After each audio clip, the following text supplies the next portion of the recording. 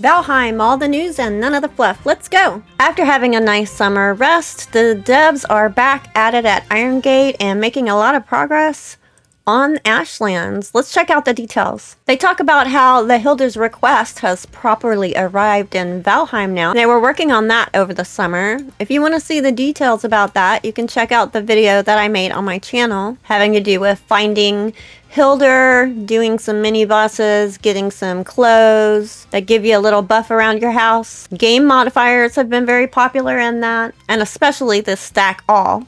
Quite a few questions have come up regarding Hilda's request and dedicated servers, particularly on getting it spawned in on dedicated servers or getting the world modifiers working on dedicated servers. If you're doing it yourself, they're saying if you launch the world like a personal game and select the settings there, they should carry over when you next launch the world as a dedicated server. Of course, not everybody sees this happening so easily when you're doing a dedicated server through a server hosting company, like the one that's sponsoring this video, HostEZ. This video is sponsored by HostEZ. I run my community server with HostEZ, and you can run your servers with them too. Check the link and code below for 20% off. And one of the programmers, Jonathan Smars, addresses this too and says if you edit the world in game, you can use it for your dedicated server as well. And it wouldn't be very difficult for a third-party provider to offer these settings as well. But I am looking into finding a better solution for this. So I'll be asking HostEZ about this because they're really good about answering questions and getting back to me quickly, and I'll find out what they say. But it's also interesting that he is looking into finding a better solution. Another option is to use a mod. If you're into mods, Upgrade World by Jir Cassell is the mod that our admin used in Ravenheim to make sure that the update was spawned into that world. But they have continued working on ASHLANDS, which some people have wondered about. A lot of things have to do with terrain, and one of them on the map is that ASHLANDS is not going to be touching any other biome in the future. So if you want to keep ASHLANDS where it's touching another biome, you're going to need to save a map from before this comes out. It's an interesting choice, and I wonder why they did that. My thought is it has a lot to do with the statement about the journey there will be perilous, so you better be ready for it before you set sail. They've given us some peeks already of things that might be in the way as we're trying to get to the ASHLANDS. And I'm thinking that's why they're gonna force us to get there by boat, because they don't want us bypassing this stuff, whether it's attacking us from the water or from the air. They talk about the kind of terrain that they're generating for the ASHLANDS, and some good news here. I know a lot of people were concerned that it was going to end up being super hard to navigate in the cliffs like in Mistlands, and they specifically say it's not going to be like the Mistlands, it's not going to be flat like the plains, so they're doing a lot of iterations to get it just right. And this looks pretty freaking cool, I gotta say. I think the feather cape might be key in getting through some of these places, because that's a serious jump if you land in the lava. It does kind of look like this could be flowing lava, but we know from what they've said before that we're not going to have like full flowing rivers or anything before because of the amount of load it takes even to do the tar pits.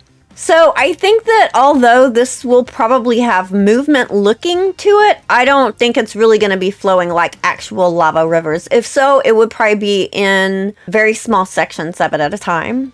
They do talk about how it's going to hurt an awful lot to step in it, at least for those who haven't adapted to the infernal landscape, that is. So that's meant to be intentionally intriguing, of course. Are we going to look at having potions, like a major version of the fire potion? Is it going to be the armor that we're going to have in the ASHLANDS that can protect us from the lava? Are we going to be using magic skeleton buddies? What do you think? I don't know. I don't have any hints on this one yet. But somehow, there is a way to adapt to the infernal landscape. They make a good point here next too, which I'd been worrying about. It's not going to be all fire and lava. It is called ASHLANDS for a reason, not Firelands. So they've been working on different areas of the biome so it will feel distinct as well. And this is closer to the coastline. It says there's more ash and then more lava the further that you go in, because once upon a time in the Ashlands was a lush forest full of life before devastation happened. So if we look at this closer, that's really cool. I gotta say, it's kind of like being in snow, right? Except it's ash, so it'll probably be colored different, the lighting will be different, that kind of thing. But everything's covered in ash. You can still see the trees are kind of smoldering and on fire somewhere. I expect that we'll be getting a new resource of wood from these. We've gotten different wood from different kinds of trees all along, so I expect the same to be true here. You see this big arch fallen thing right here? That's very similar to this one in the first picture. I can't tell if that is wood or stone. To me, what it looks like is lava that has flowed and cooled. The scarier thought would be like that's a giant tentacle of something, but I'm not going there. Then they also mentioned there's a speedrun competition going on. It's called the Trial of Tyr, and if you're interested in doing that, they did update some of the rules recently. It's about a speedrun in hard mode, so you can check that out on their Steam blog or on their Twitter account. They give us several builds of the month this time, since we're catching up a bit. A nice cabin from Hello Helly, a cool tavern from the Rabbit Ramen, and Mash and JP brings us this nice Twilight Inn. Now before you start asking, yes, but when is it all coming out? Patience, patience. Marshmallow asks, what percentage is the update completed?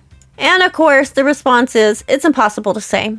Game development is iterative, which means things can often need to be redone or altered.